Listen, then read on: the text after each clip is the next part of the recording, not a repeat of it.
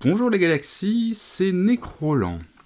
Cette semaine, on a appris la disparition de l'acteur James Van Der Beek à l'âge de 48 ans à la suite d'un cancer contre lequel il se battait depuis plusieurs années. Alors je vais pas faire mon faux fan, je connaissais pas tant James que ça. Ado, je n'ai pas regardé du tout Dawson's Creek, la série qui l'a rendu célèbre. Et le seul film dont je me souviens avec lui, c'est Les Lois de l'attraction de Roger Avary. Un film que j'avais bien aimé d'ailleurs et que peut-être je vais me revoir pour le coup prochainement.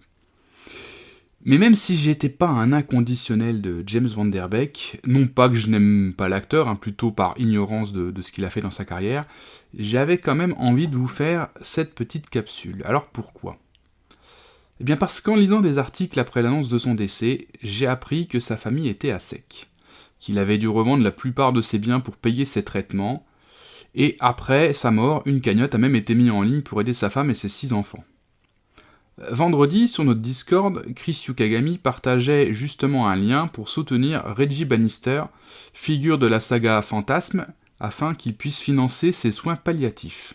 Et puis ça m'a rappelé une autre histoire, qui date déjà d'il y a quelques décennies, quand Christopher Reeve s'est retrouvé en fauteuil roulant. C'est son ami Robin Williams qui avait pris en charge une partie de ses frais médicaux qui n'étaient pas couverts par son assurance maladie. Alors non, je vais pas pleurer sur les stars dans le besoin, il y a toujours plus malheureux évidemment, mais ça m'interroge quand même.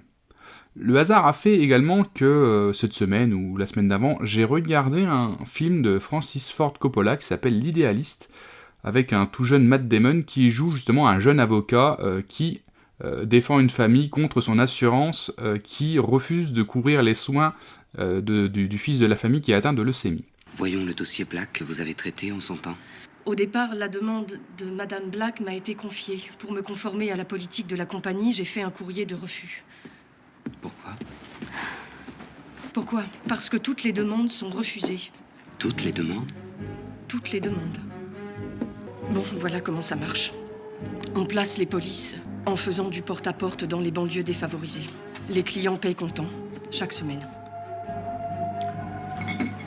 Quand une demande arrive, elle est confiée à un employé, qui n'est en fait qu'un simple gratte-papier. L'employé en question examine le dossier et expédie dans la foulée un courrier à l'assuré pour refuser sa demande. Ensuite, il passe le dossier au service souscription, qui lui le renvoie au service prise en charge avec un mémo « Ne pas payer jusqu'à plus ample informé ». Il ne faut pas perdre de vue que tous ces cadres travaillent pour une très grosse firme, dans le même bâtiment, mais ils ne se connaissent pas. Pas plus qu'ils ne connaissent le travail des autres services. C'est bien sûr une volonté. Cela perpétue la petite guerre interservices. Pendant ce temps, le client, lui, reste en attente. Il reçoit une masse de courriers qui émanent du service des demandes ou des souscriptions. Et là, habituellement, il baisse les bras. Tout ça est bien entendu calculé. Il y a quelques mois, il y a un peu plus d'un an, j'ai moi-même été confronté à un drame familial, donc je ne vais pas rentrer dans les détails, mais j'ai eu entre les mains un relevé de sécurité sociale dont la somme totale dépassait les 91 000 euros. Et dans ces moments-là, on est content d'habiter en France. Alors oui, tout n'est pas parfait, oui, l'hôpital va mal, mais on a probablement l'un des meilleurs systèmes de santé sociaux au monde.